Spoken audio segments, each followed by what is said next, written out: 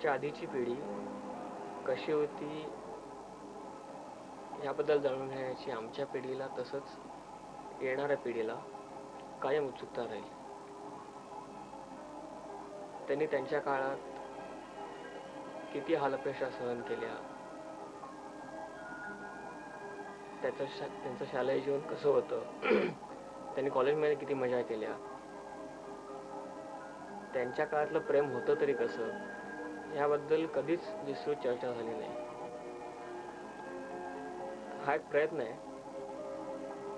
ज्यामध्ये काही जुन्या आठवणी या कॅसेटमध्ये बंद होतील आणि काही जीर्ण आठवणी ज्या आता पुसत चालल्या त्या उघड होतील.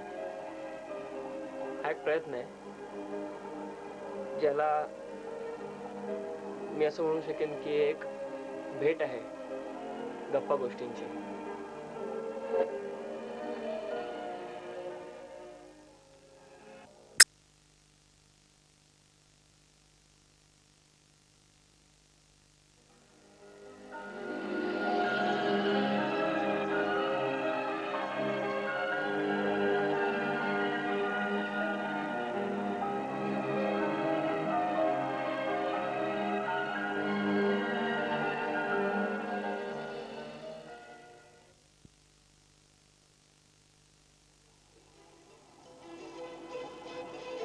एक भेट गप्पा गोष्टींची. पहिली भेट वसंत हरी पाटणकर. वसंत ऋतूसारखं कायम फुललेलं टवटवीत व्यक्तिमत्व. या व्यक्तिमत्वाचा एक विशेष म्हणजे हजरजबाबीपणा. राधाबाईंसारख्या माऊलीच्या 8 मुलांपैकी चौथा मुलगा.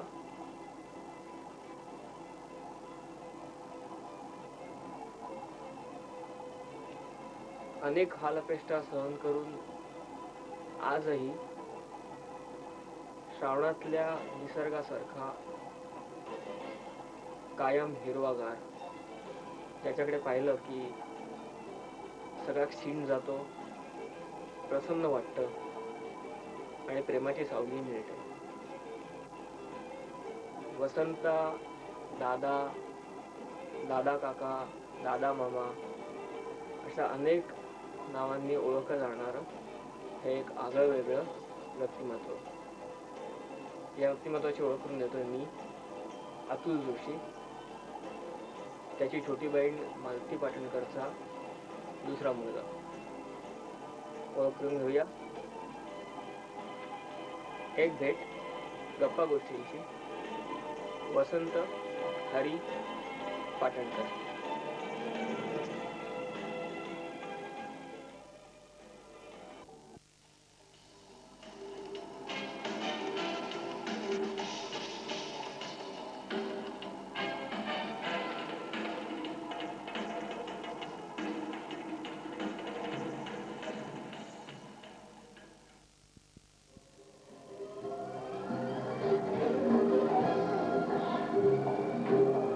अतुल, माझ्याविषयी किंवा आम्हा कुटुंबियांविषयी सांगायच्या पूर्वी मी तुला एक असं सांगतो की मी काही गोष्टी लिहून काढल्या आहेत. त्या पहिल्या सुरुवातीला मी तुला वाचून दाखवतो. अधूनमधून सुद्धा ज्या ज्यावेळी गरज भासेल त्यावेळी मी तुला त्या वाचून दाखवणे मला जास्ती सोयीस्कर वाटते. तर आता अतुल, तुला सांगतो, 21व्या शतकाच्या उंबरठ्यावर आपण सर्वजण उभे आहोत. 20व्या शतकाला अलविदा करण्यापूर्वी या शतकाने मानवी जीवन विज्ञानाच्या माध्यमातून किती विलक्षण बदललंय याचा सुखद वा दुःखद अनुभव आपण सारेजण क्रमशः अनुभवित असताना तुझा दूरध्वनी घणघणला. दादा मामा, मी माझ्या व्यवसायाला फार उपयोगी असलेला असा एक व्हिडिओ कॅमेरा घेतल्याचं तुला माहीत आहेच. व्यवसायासाठी त्याचा वापर करीत असताना एक कल्पना डोक्यात मोहरली की आपले आप्तेष्ट, नातेवाईक आणि आजवर ह्या ना त्या कारणाने जीवनात डोकावलेली अन्य अनुभवी बुजुर्ग मंडळींची बालपणापासूनची जीवन कहाणी जर का ही सर्व मंडळी हे राम म्हणण्यापूर्वी बंदिस्त करून ठेवली तर त्यांचे अनुभवाचे बोल तरुण तुर्कांना दीपस्तंभ म्हणून ठरावेत. अतुल, माझी सारी भातवंड आपापल्या परीने हुशार आहेत आणि खरोखरीच मला त्याचा सार्थ अभिमान पण आहे. त्यापैकी तुझ्या सुपीक डोक्यामध्ये आजपर्यंत मी जे पाहत आलोय त्या आधारे असं ठामपणे म्हणू शकतो की तुझ्या काही कल्पनांचं निश्चितच मोठं कौतुक करावं. आम्हा साठीचा साकव ओलांडलेल्या म्हाताऱ्यांची जीवन गाणी व्हिडिओ कॅमेराद्वारे प्रस्तुत करून तरुण पिढीला ऐकवण्याची तुझी सांप्रतची कल्पना अलीकडच्या शतकातील भाषेत सांगायचे तर खरोखरीच भन्नाट आहे, मोठी सुपब आहे. तुझी सांप्रतची ही कल्पना मला एकदम आवडली आणि म्हणून तुझी ही कल्पना साकार व्हावी या दृष्टीने मी सज्ज झालो.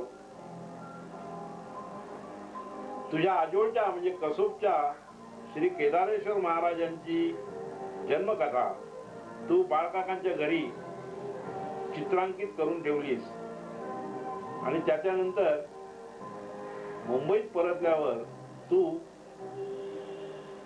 प्रथम मला ही संधी दिलीस त्याबद्दल मी खरोखर तुला धन्यवाद देतो.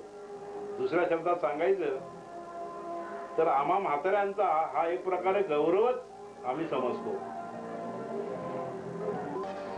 मामा, आता आपण सुरुवात करूया. सुरुवातीला मागे डोकावून बघताना तू माझ्या आजोबांबद्दल काहीतरी सांग. हा, मागे तसं जाता येत नाही वतूल, पण मागे वळून बघताना मी तुला आमच्या याची सर्व कहाणी सांगतो आजोबांच्या पासूनची. तुझे आजोबा एक प्राथमिक शिक्षक होते. त्यांनी काही वर्ष नोकरी केली आणि दुर्दैवाने ते एका दुर्धर आजाराने म्हणजे पक्षघाताने आजारी झाले. अर्धांगवायू ज्याला म्हणतात, पक्षघाताने म्हणजे ज्याला अर्धांगवायू म्हणतात ना, त्याने ते आजारी झाले. जवळजवळ 8-9 वर्षे ते अंथरुणाला खिळून होते. आता यानंतर नोकरी त्यांची खुंटली आणि तुझ्या आजीपुढे एक मोठं प्रश्नचिन्ह उभं राहिलं की ही 8 पोरं घेऊन आणि आजारी नवऱ्याला सगळ्यांना कसं काय खायला घालायचं सकाळ संध्याकाळ याची तिला भ्रांत पडली. 8 मुलांची छोटीशी ओळख करून दे ना. आता 8 मुलांपैकी सांगायचं तर आमचे नाना मोठे बंधू आणि मोठी बहीण सौ इंदू मावशी ही त्यातल्या त्यात बऱ्यापैकी मोठी होती. बाकीची आम्ही 6 भावंड ही येतात होतात.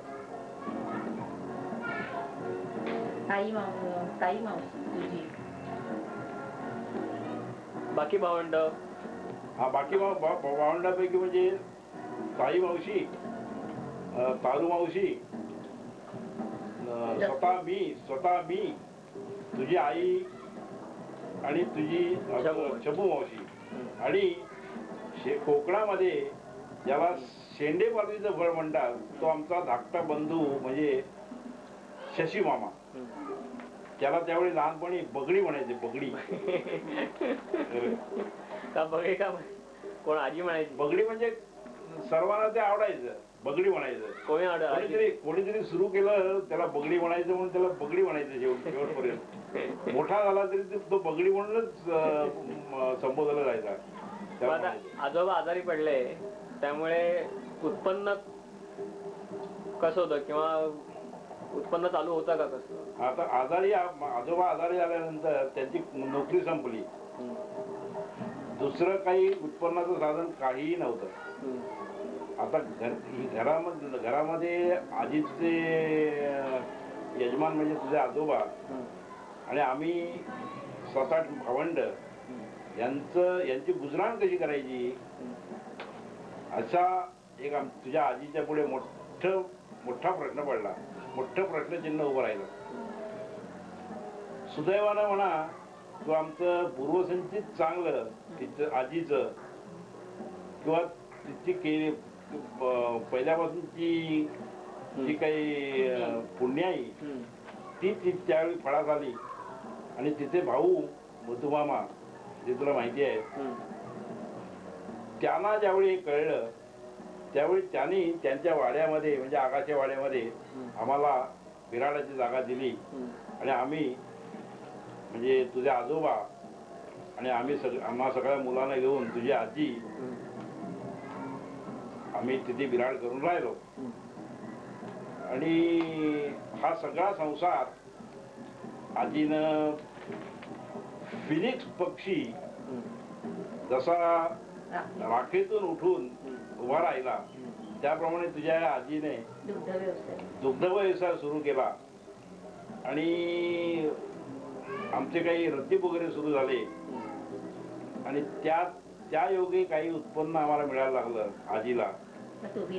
आणि परत उभी राहिली त्यातून परत ती सावरली उभी राहिली. दुधाचं रतीब म्हणजे काय करतात तुम्ही? दुधाचे रतीब म्हणजे आमच्या ओळखी पाळखीच्या लोकांनी मग आमची एकंदर परिस्थिती बघून आमच्याकडून दूध घ्यायला सुरुवात केली. आणि रतीब म्हणजे कोणाला अर्धा शेर, पाव शेर, 1 शेर. त्यावेळी शेर ही भाषा होती, लिटर ही भाषा नव्हती. तर त्याप्रमाणे आम्ही ओळखी पाळखीच्या लोकांना ते दूध घालायला जायचे त्याला रतीब म्हणतात. नित्य रोज सकाळी जे दूध त्यांच्या घरी जाऊन पोचवायचं त्याला रतीब म्हणतात. आणि हे रतीब पोचवायचं काम साहजिकच आम्हाला सगळ्या भावंडांवर आलं. या मग सगळ्या परिस्थितीत शालेय जीवन काही मिळू शकलं नाही शिक्षण? शालेय जीवनाच्या बाबतीत बोलायचं झालं ना अतुल तर शालेय जीवन हे आमचं सरस्वतीची कृपा म्हणून थोडंफार साकारलं. याच्या व्यतिरिक्त शालेय शिक्षणाला तुझ्या आजीच्या मोडकळी झालेल्या संसाराच्या उभारणीत शालेय शिक्षणाला दुय्यम स्थान मिळालं. तिकडे ती त्यामाने अशिक्षित असल्यामुळे तिलाही शिक्षणाचं तेवढंसं महत्व नव्हतं. आणि परिणामी आम्हा सगळ्या मुलांचं शिक्षण झालं तरी व्हावा न झालं तरी व्हावा अशा याच्यातच आमचं शिक्षण झालं. मग आम्हाला जसं पॉकेट मनी मिळते त्याकडे तुम्हाला मिळायचे का? ते पॉकेट मनी आम्हाला पॉकेटच नव्हतं. मनीचा प्रश्नच नाही, पॉकेटच नव्हतं बरं का. अलीकडच्या तुम्हा मुलांच्या बाबतीत काय आहे की अलीकडे बऱ्याच सुविधा उपलब्ध आहेत. चांगली डेकोरेटिव्ह दप्तर आहेत किंवा शाळेचे खाण्याचे डबे न्यायचे असतात, वॉटर बॅग चांगले असतात. आणि अशा कितीतरी सुविधा बूट म्हणा, तुमचे कपडे लागते म्हणा, शालेय युनिफॉर्म वगैरे हे सगळे तुम्हाला अलीकडच्या मुलांना उपलब्ध होते. तसे आम्हाला त्यावेळी काहीही नव्हते. तुमच्या ललाटी अस्पृश्यच होत्या त्या. हा म्हणजे ह्या सगळ्या सुविधा खरंच विचार केल्या या सुविधा आमच्या ललाटी अस्पृश्य होत्या. पण तुम्ही शाळेत जाताना काय घेऊन जात? नुसतंच जायचं का? नाही, आम्ही त्यावेळी आम्हाला दप्तर होती कारण दप्तर लागायची पण ती सुती पिशव्यांची होती दप्तर. आणि त्यावेळेच्या सुती पिशव्या या मल्टीपर्पज असायच्या. म्हणजे असं तुला सांगतो अतुल की कोणाही एका आमच्या भावंडांपैकी शाळेची पिशवी आजीला ज्यावेळी दळण द्यायचं असायचं त्यावेळी ती पालथी करायची आजी. अस्ताव्यस्ता सगळे पुस्तकं वया पडायच्या आणि त्या पिशवी काय दळण कांडण असेल ते कोंबायचं, ती भरायची आणि दिसेल त्या पोराच्या काकळुंगीला ती हे करायची, काकेला पिशवी द्यायची आणि गिरणीत पाठवायची. पीठ दळून आल्यावर ते चाळून भरायचं आणि ती पिशवी झाडून झटकून उलटसुलट करून तिकडे भिंतीशी ठेवून द्यायची. ज्या पोराची पिशवी आजीनं दळण्यासाठी घेतलेली असायची ना ती पिशवी ती पिशवी दिसली नाही की ते पोर भांबवून जायचं, त्यात माझी पिशवी गेली कुठे. आणि इकडे तिकडे शोधाशोध करून शेवटी ती पिशवी मिळायची. मग ती झटकून इकडून तिकडून हे करून त्याच्यात पुस्तकं वया कशा तरी कोंबायच्या आणि शाळेत धूम ठोकायची. ही त्यावेळी आमची विद्यार्थी दशेची कहाणी. मग ताई, आता आमच्याकडे टीव्ही आहे, फोन आहे, वॉशिंग मशीन आहे, जसं काय त्या काळी तुमच्याकडे रेडिओ वगैरे असेलच नाही? त्यावेळी अतुल तुला सांगतो की आत्ताच्या ज्या काही इलेक्ट्रॉनिक सुविधा आहेत, म्हणजे उदाहरणार्थ तुमचा TV, telephone, video cassette, video tape, walkie talkie किंवा अन्य ज्या काही मोबाईल फोन वगैरे, याचा काहीही आम्हाला मागमूस सुद्धा नव्हता त्यावेळी. लाईट पण नव्हती. लाईट हे तर लाईट या सुविधा तर सोडत, साधी वीज सुद्धा आम्हाला माहीत नव्हती.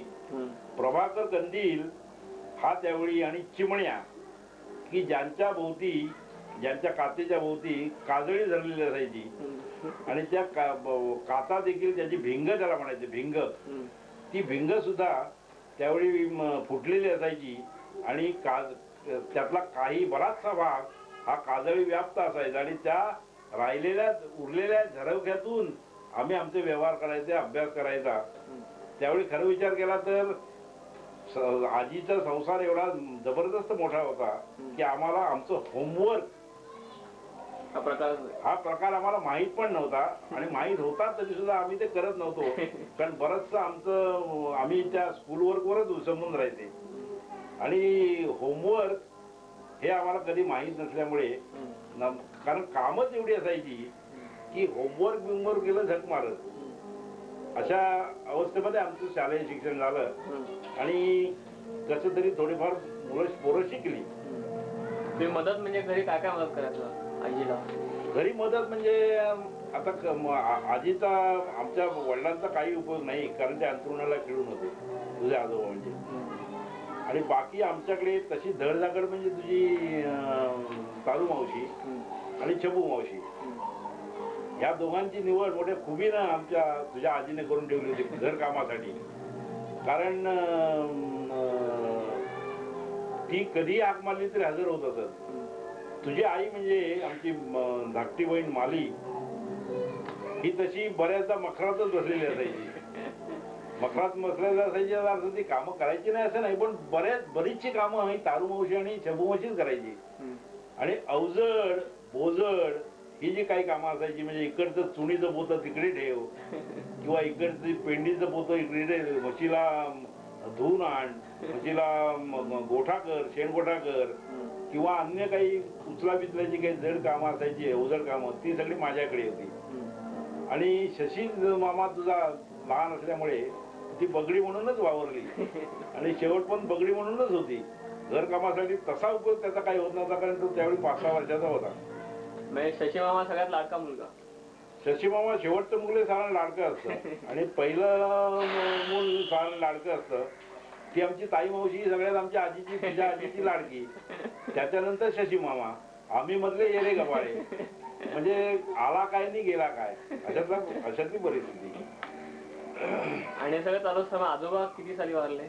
आजोबा साधारण मी त्यावेळी 8वी-9वीत असेन त्यावेळी तुझे आजोबा वारले. साधारण साल काय? साधारण 1953-54 त्या साली आजोबा वारले. त्याच्यानंतर 1955 मध्ये मी SSC झालो. ती सरस्वतीचीच कृपा म्हणायची. आणि त्याच्यानंतर माझं कॉलेज, त्या ह्यापूर्वी शिक्षण घेताना वडील वारल्यामुळे उत्पन्न सगळं बंद झालं आमचं. आणि वडील वारल्यानंतर आमची शाळेची फी भरायची सुद्धा मोठी पंचायत व्हायला लागली. सुदैवाने तुझ्या आजोबांनी त्यांच्या एका मित्राला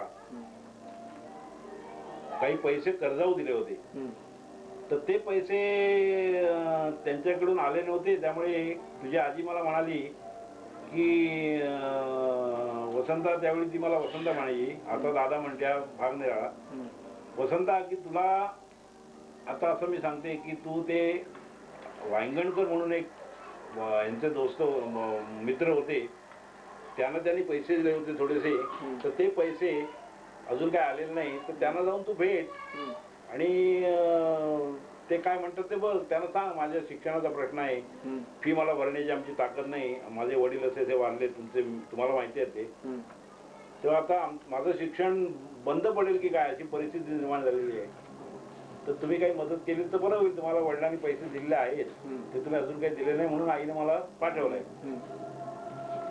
तर माझी शिक्षण ते माझ्या सुदैवाने कदाचित शिक्षण प्रिय असावेत. वडिलांचे म्हणजे आमच्या तुझ्या आजोबांचे मित्र, बरोबर आहे, त्यांना शिक्षणाची आवड असावी आणि शिक्षणाची आवड असल्यामुळे त्यांचं मन पाझरलं आणि त्यांनी ते म्हणाले की मी बाळ, मला ते म्हणाले बाळ मी दमेकरी आहे, मला खूप दमा असतो, मला त्रास खूप होतो आणि सगळा माझा पगार हा जवळजवळ औषध पाण्यासाठीच खर्च होतो, तरी पण तुझ्या फीचाच प्रश्न आहे, तर तू असं केलंस तर मला तुला थोडीशी मदत देता येईल. तू दर 1 तारखेला माझा पगार ज्या दिवशी असतो त्या दिवशी तू जर इथे हजर राहिलास तर तुला मी 2 रुपये देत जाईन, की त्या 2 रुपयामध्ये तुझी फी होईल आणि तुझं शिक्षण पुरं होईल. एवढंच मी करू शकतो, याच्या पलीकडे मी काही करू शकणार नाही. हे ऐकल्यानंतर मी घरी परतलो आणि आईला सांगितलं की असं असं वायंगडकर म्हणाले. तर आई म्हणाली मग ठीक आहे, मग तू 1 तारखेला जात जा, म्हणजे तुझ्या फीचा प्रश्न सुटला, म्हणजे बाकीच्यांच्या फीचं मी बघू काय करायचं ते. तर त्यासाठी मी अनवाणी दर 1 तारखेला भर उन्हातून डांबर रस्त्यावरून चालत चालत हेड पोस्टामध्ये जवळजवळ 1.5-2 फरलांग 2-3 फरलांग ते पोस्ट ऑफिस आमच्या घरापासून होतं. 2 रुपयासाठी मी चालत जायचा दुपारच्या म्हणजे साधारण 1-2च्या सुमाराला, आणि तिथून त्याने दिलेली ती 2 पगाराची वाट बघत मी बाहेर उभा असायचा, बसलेला असायचा. पगार झाला की ते सदग्रस्त असल्यामुळे बिचारे बाहेर येते, मी आलोय म्हणून सूचना मी द्यायचा त्यांना, मग ते बाहेर येते, 2 रुपयाची नोट माझ्या हातावर ठेवायचे आणि मी ती नोट घेऊन तसाच परत घरी येऊन दुसऱ्या दिवशी शाळेमध्ये ती फी भरायला लागलो. म्हणजे त्यामुळे सगळ्यांची शिक्षण व्यवस्थित झाली. हा, त्यामुळे एक हा आसरा मिळाला फीचा. दुसरा फीचा आसरा तुझे नाना मामा त्याचं दुकान होतं, ती तुझ्या ताई मावशीची आणि तारू मावशीची फी द्यायचं त्याने कबूल केलं की मी फी देत जाईन त्याची. तर ताई मावशीची फी तो द्यायला लागला, तारू मावशीची आणि मालू मावशी तुझ्या आईची म्हणजे मालीची, छपीची आणि शशीची फी मग इकडून तिकडून काही ना काहीतरी व्यवस्था झाली. नाना मामाच्या बाबतीत एकदा अशी गंमत घडली, गंमतच म्हणायची ती, कारण त्यावेळी ती आम्हाला मोठी याची वाटली गंमत, की त्यावेळी भोकाचे पैसे चलनामध्ये होते. ते भोकाचे पैसे एकदा मला वाटतं असं झालं की नाना मामाला सुद्धा ती त्यावेळी 2.5 रुपये फी होती ताई मावशीला, आणि ते 2.5 रुपये द्यायचे सुद्धा त्याला त्यावेळी का कोणास ठाऊक, पण भारीच मला भार पडतोय म्हणजे असं त्याला वाटलं त्यावेळी. आणि एका महिन्याच्या फीच्या वेळी त्याने मोठी गंमतच केली. त्याने एका भोकाचे पैसे एका सुतळीमध्ये बांधले आणि ते ताई मावशीच्या हातात ठेवले आणि म्हणाले, आणि म्हणाला त्यावेळी की हे फी घे तुझी आता. ते पैसे घेऊन ताई मावशी घरी आली आणि आईच्या पुढ्यात दिली. आईला म्हणाली नानाने हे पैसे दिलेत फीचे. तर ते आई म्हणाली हे सगळे भोकाचेच पैसे दिले. तर आता ती म्हणली, ताई मावशी म्हणाली तसे दिलं त्याने दिले तसे मी घेऊन आली, मग आता हेच दे शाळेत नेऊन, अशी आजी म्हणाली. आजी म्हणाल्यानंतर दुसऱ्या दिवशी ताई मावशी शाळेत गेली. शाळेमध्ये ती भोकाची पैशांची माळ ठेवली ऑफिस शिक्षकांच्या हातात. तर त्यांनी ती ओरडले ताई मावशीला, हे काय असे पैसे आणायचे असतात फीचे वगैरे वगैरे असं. तर ताई मावशी रडायला लागली, लहान होती त्यावेळी ती शाळेमध्ये. तर ती घरी आली आणि आजीला सांगायला लागली की शाळेमध्ये मला ओरडले, भोकाची माळ पैशाची कटली आणली, हे अशी का फी आणतात वगैरे वगैरे, दुसरे थोडक्यात आणता येत नाही नाणी. तर आजी म्हणाली, मग आजीने तर ओळखलं की नानानं काहीतरी गंमत केलेली दिसते ही. नानाच्या मनात काही पैसे द्यायचे दिसत नाही फी ते. तर मी तुला देत जाईन फी. ही आत्ता ठेवून दे पैसे, ते भोकाचे पैसे, मी तुला दुसरे 2.5 रुपये देते ते भरून ये. त्याप्रमाणे तिने आजीने दिले आणि ते मग फी भरली गेली. अशी फी भरत भरत आमचं शालेय शिक्षण जमजम आलं. आम्हाला जेव्हा सुट्टी लागते तेव्हा आम्ही जसं आजीकडे पळतो किंवा आजीकडे जायला मजा वाटते, तसं त्यावेळी तुम्ही कुठे जायचं? हा, ती मोठी मजेशीर घटना की आम्हाला ज्यावेळी शाळेला सुट्टी पडायची तिकडे, शाळेला सुट्टी पडायची, तर शाळेला सुट्टी पडायची याची आम्ही चातकासारखी वाट बघत असायची. कारण आमच्या घरची परिस्थिती लक्षात घेता आमच्या मावशांच्या किंवा मामांच्या घरी त्या मानानं सुबत्ता होती, खाण्यापिण्याची रेलचेल होती. तर आम्ही सगळे ज्याला ज्याला शक्य आहे, तारू मावशी आणि छबू मावशी आणि बगडी तुझी ही सोडली, तर मी आणि तुझी आई बऱ्याचदा गोडपेला, की जिथे आमचे तुझे आजोबा शाळा मास्तर होते बदली निमित्त वगैरे, तिथे बिराड करून ते राहायचे. ज्या गोडपेला ज्या ठिकाणी ते राहायचे त्या राधा काकू म्हणून आमच्या त्यावेळी घरामध्ये आम्ही राहायचे. आणि तिथे ते राधा काकू सुद्धा आमच्यावर राहायची, तुझ्या आईवर आणि माझ्यावर. तर आम्हाला सुट्टी झाली की तिथं स्टँडिंग आम्हाला सांगणं असायचं की सुट्टी झाली की तुम्ही माझ्याकडे जा रे गोडपेला. त्याप्रमाणे मी आणि तुझी आई नेहमी तिकडे पिशवीत आपले कपडे कोंबायचे आणि तिकडे धूम ठोकायची. जाता येताना चालत पायी, त्यावेळी बस बीस काही नव्हतं. रत्नागिरी पासून गोडपेपर्यंत, हा, रत्नागिरी पासून गोडपेपर्यंत पायी जवळजवळ होय 10 किलोमीटर, 8-10 किलोमीटर सहज असायचं. आणि ते आम्ही उन्हाचे झटके खात आम्ही दोघं जण त्यावेळी जायचं. लहानपणी तेवढं काही उन्हाचं वाटायचं नाही, पण ते झटके आम्ही सोसले. आणि अशा अवस्थेमध्ये आम्ही ते बालपण आम्ही अत्यंत मजेत घालवलं. आणि कुठल्या गावाला जायचा? गोडपेनंतर आम्ही मग आमच्या आजोळी दांड्या आडोंबास किंवा आमच्या मावशा बटणी कोंतवड, आमच्या मावशा त्याच्या बऱ्याच वर्षामुळे ठिकाणं पण खूप होती जायला. आणि आई आम्हाला सांगायची की जात जा रे, ती मावशीला सांगून ठेवायची की यावेळी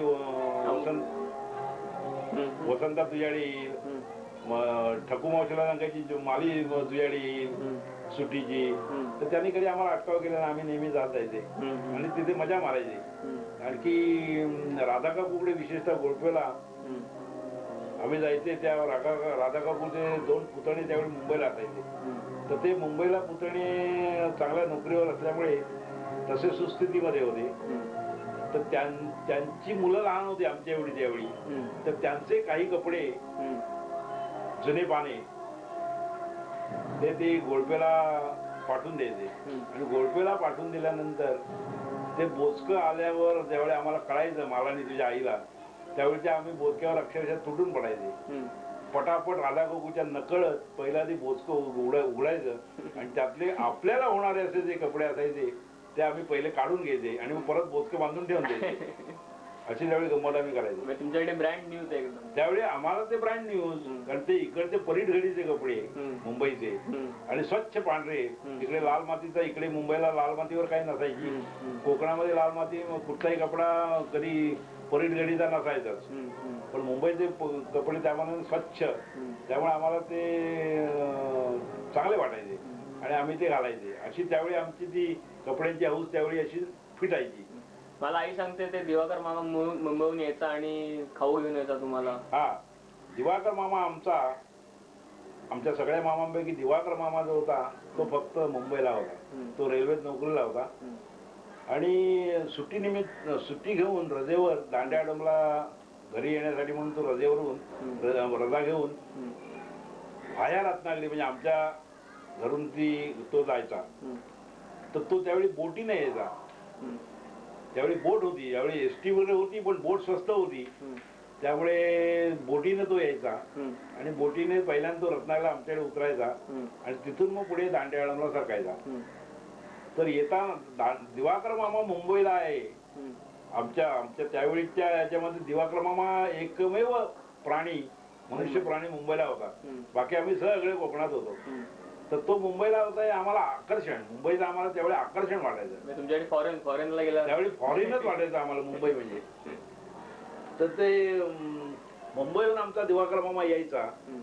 हे ज्यावेळी आम्हाला कळायचं हम्म. त्यावेळी आम्हाला ते म्हणजे आकर्षणच होतं एक. हम्म. कारण येताना तो हम्म. मुंबईला मिळणारं त्यावेळीचं फरसाण हम्म. म्हणजे गाठ्या पापडी वगैरे हम्म. असं मिक्स त्यावेळी तो आम्हाला खाऊ म्हणून आणायचा. हम्म. आणि ते मिक्स की जे हल्ली आपण गल्लोगल्ली बघतो मुंबईला, हम्म. ते त्यावेळी तसं रत्नागिरीला तर कधीच नव्हतं. हम्म. पण मुंबईला सुद्धा त्यावेळी ते काही ठराविक हम्म. दुकानातच मिळायचं. हम्म. पण ते तो खाऊ म्हणून आम्हाला आणायचा आणि ते इतकं चविष्ट असायचं अतुल, तुला सांगतो हम्म. की त्याची चव अजूनही आम्हाला आमच्या जिभेवर रेंगाळते. हम्म. तर ते आम्हाला मामाचं अट्रॅक्शन हम्म. होतं. पण हा आमचा मामा बरं का हम्म. इतके वर्ष रेल्वेत नोकरी केली, इतके वर्ष मुंबईला राहिलाय, हम्म. पण अतिशय साधा मनुष्य असल्यामुळे हम्म. जसा तो दांड्या आडमला होता तसाच आज 60-70ला आलेला आमचा मामा हम्म. अजूनही तसाच आहे. त्याच्यात काडी मात्र बदल नाही. हम्म. हम्म.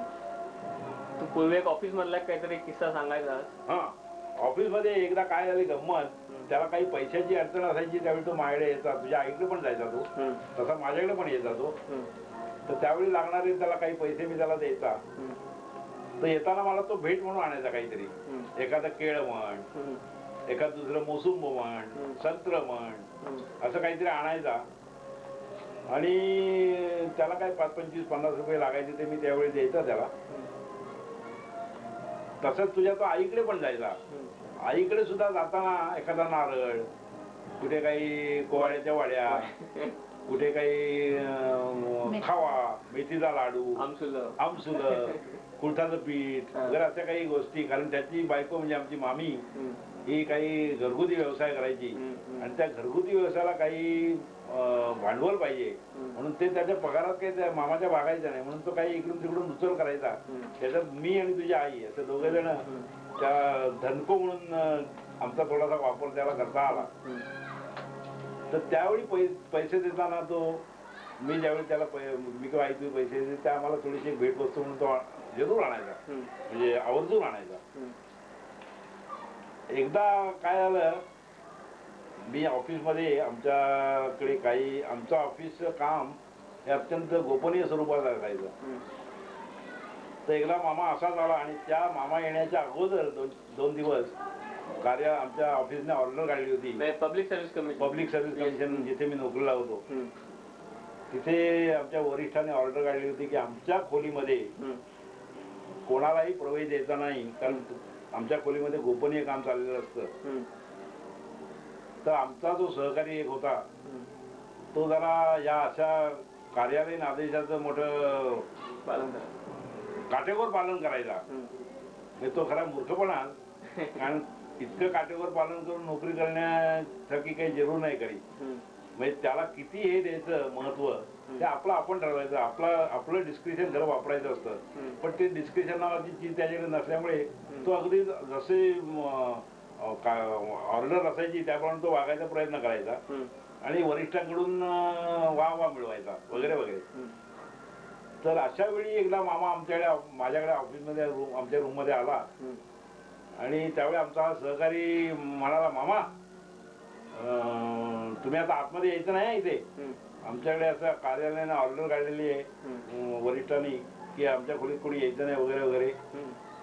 तर मामा आमचा विनोदी तसा, मामा म्हणाला त्याला की ते असू दे हो, बरं का, कार्यालयाचं मला तुम्ही सांगू नका, ते जाऊ दे. त्याने 2 मी केळी आणली तर ते केळं खा पाहिजे, बरं का. ते केळं खा म्हटल्यानंतर तर आमचा सहकारी सुद्धा विरघळला.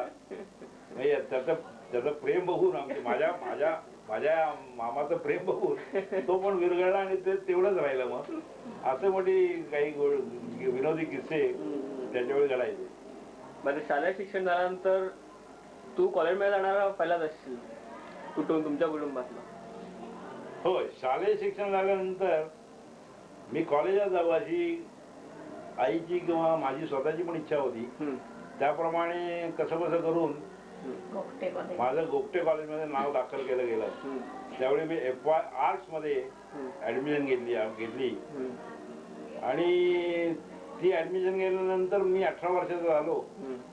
घरामध्ये मी मोठा असल्यामुळे नोकरीला अग्रक्रम देण्याशिवाय पर्याय नव्हता. म्हणून मग कॉलेज शिक्षण, म्हणून माझं मग कॉलेज शिक्षण तेवढ्यावर झालेलं, बोंबललं थोडक्यात. म्हणजे पण कॉलेजचे काही दिवस जे होते ते मजा केली का कॉलेजमध्ये? कॉलेजमध्ये तशी मजा केली आम्ही जसं IT त्यावेळी बघा. आदिदासचे शूज, चामड्याचे बूट किंवा इस्त्रीचे कपडे वगैरे असं. हा तुमचा आदिदास वगैरे, येसुदास वगैरे त्यावेळी काही नव्हता. आमच्या वेळी साध्या चपला सुद्धा नव्हत्या, बूट तर सोडा. तुमच्या अलीकडच्या कसल्या पॅन्ट, त्या नवीन जीन्स वगैरे काय हा प्रकार आमच्या वेळी त्यावेळी काही नव्हता. आणि आता तुम्ही जो घरामध्ये वावरण्यासाठी पायजमा म्हणून घालता, तो पायजमा ही त्यावेळी आमच्या कॉलेज शिक्षणाच्या वेळी कॉलेजात घालायचा जो पोशाख असायचा,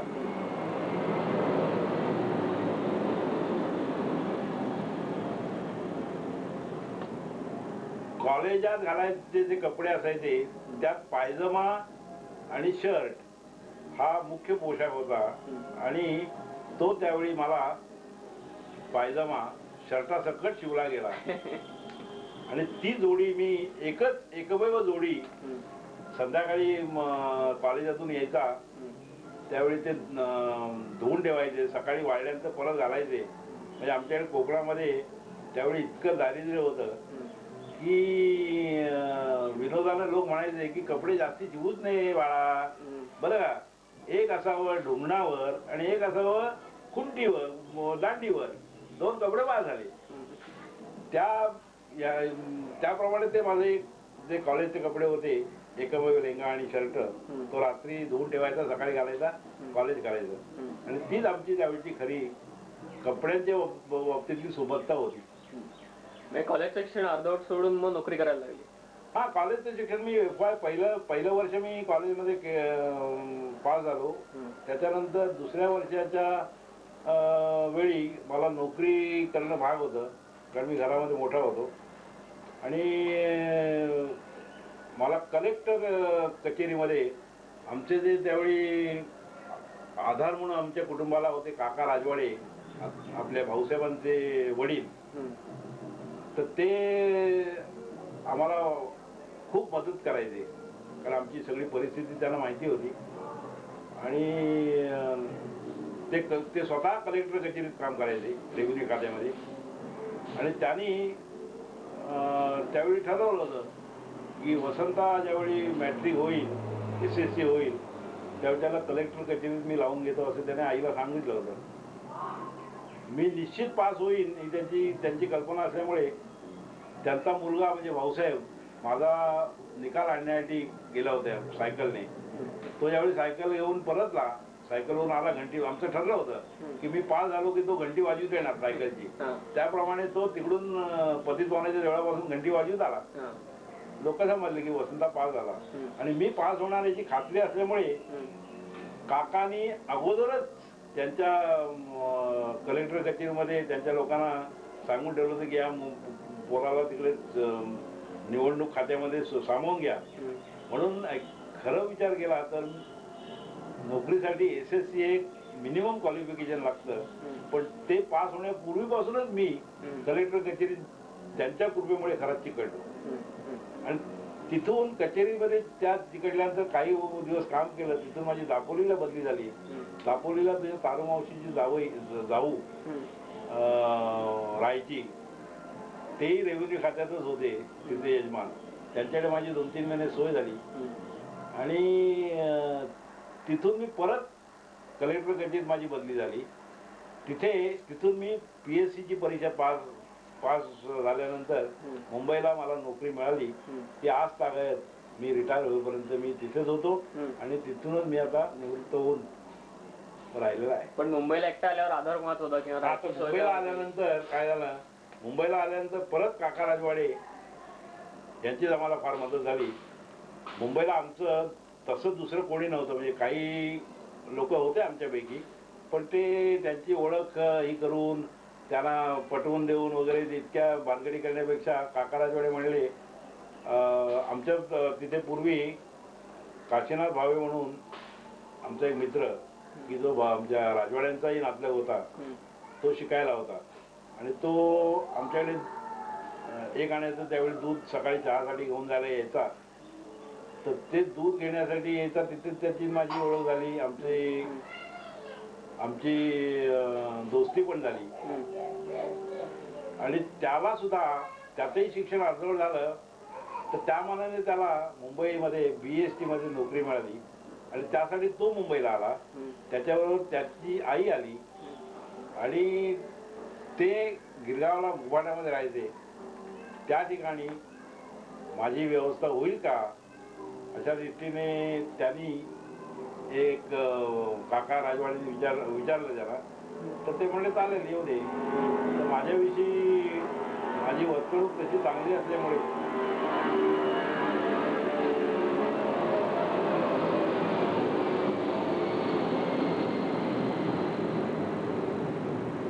माझी एकंदर वर्तणूक तशी चांगली असल्यामुळे काका राजवाडेंनी माझी म्हणजे माझ्याबद्दल खात्री दिली काशीनाथ बाबाच्या आईला आणि काशीनाथ बाबाला की याला येऊ दे तुमच्याकडे बरं का, आणि याला सामावून घ्या तिथे, त्याला नोकरी मिळालेली आहे वगैरे वगैरे. तर त्याप्रमाणे त्यांनी एक चिठ्ठी दिली. कारण काशीनाथ बाबाची आई ही काका राजवाडे मी जे म्हणतोय त्यांची अत्यंत जवळची म्हणजे चुलत बहीण होती ती. त्यामुळे त्यांनी मला सामावून घेतलं आणि तिथे मी मग राहिलो. आणि तिथून मी 2 वर्ष नोकरी केली. 2 वर्ष त्यांच्याकडे मी होतो. मग त्यावेळी काय घर भाडं किंवा असं काही त्यावेळी तशी स्वस्ताही होती. 6 आणे डझन केळी होती आणि 30 रुपये 35 रुपये खानावळ मी द्यायचा. आता खानावळ म्हणजे मी ते जेवण घेत होते त्यांच्यावर आपला भार पडू नये म्हणून मी दर महिन्याला माझा पगार झाला की त्यांना पैसे द्यायचा. आणि एका खोलीमध्ये त्यावेळेला मी 10 बाय 10च्या खोलीमध्ये 10-12 जण राहत होतो. आणि ती खोली इतकी अंधारी होती की सदैव एक बल्ब तिथे लागलेला असायचा, इतकी ती अंधारी खोली होती. तर त्या अंधारी खोलीमध्ये आम्ही सगळे राहायचे. आणि झोपण्याची माझी परत व्यवस्था करायची म्हणून काही दिवस आम्ही रस्त्यावर झोपलो. त्याच्यानंतर सुदैवाने माझ्या काशीनाथ भावे ज्या खोलीत राहायचं त्या खोली शेजारी एका खोलीमध्ये एक ऋषीबाई म्हणून बाई राहायची. ती बाई एकटीच होती, विधवा होती. तिचे कॉट त्या व्हरांड्यामध्ये टाकलेली असायची. मी तिला सहजच विचारलं या कॉटवर तर तुम्ही झोपत नसाल तर मग मी झोपतो आणि तुम्हाला देईल भाडं काहीतरी. म्हणून त्यावेळी मला ती कॉट ती म्हणाली चालेल चालेल चालेल. आणि त्यावेळी मी तिला 2 रुपये भाडं त्यावेळी द्यायचा मी. तर ते 2 रुपये आणि 35 रुपये म्हणून 37 रुपये माझे जेवणाचे आणि झोपायचे म्हणून व्हायचे. आणि तिथून मी बसने ऑफिसला जायचो. आणि त्यावेळी मला 135 रुपये पगार होता. पैकी 50 रुपये दरमहा न चुकवता मी आईला मनेरने पाठवायचे.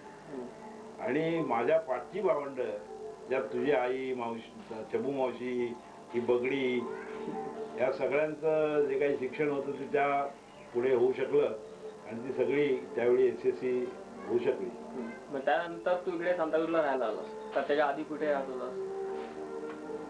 नाही, मी गिरगावला मुवाडात राहत होतो. त्यावेळी एक अशी सुसंधी मला आली की झावबाच्या वाडीमध्ये डबल रूम 2000ला साधारण पागडी देऊन 16-17 रुपये भाडं होतं.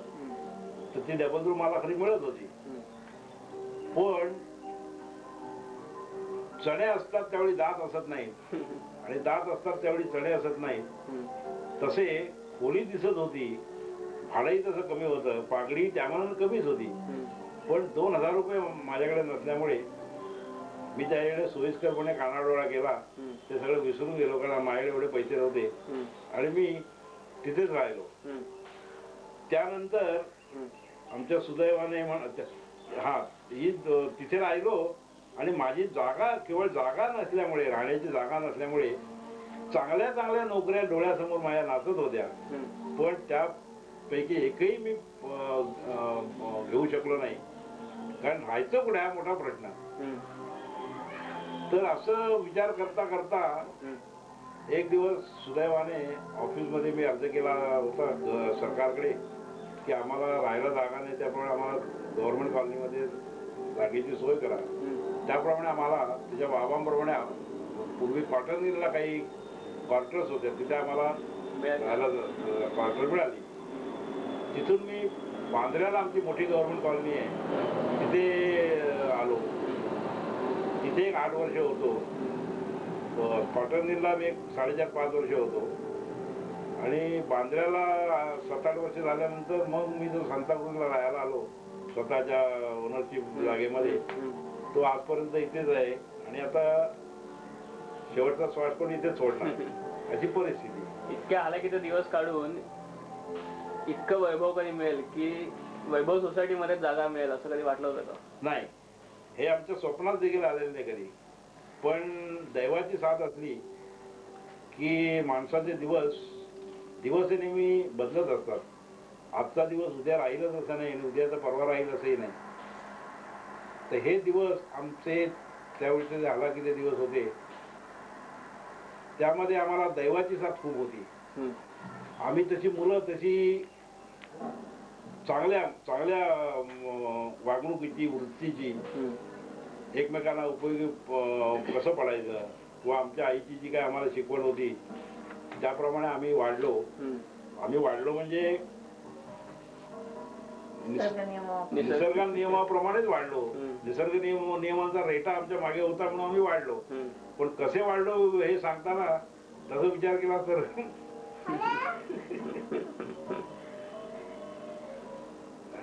सांगायलाही वाईट वाटतंय, इतकी परिस्थिती आहे. तुमच्या आजी आजोबांची पुण्याई म्हणायला पाहिजे. हा, तर आमच्या आईची पुण्याई आम्हाला फार उपयोग पडली. तिची दुसऱ्याला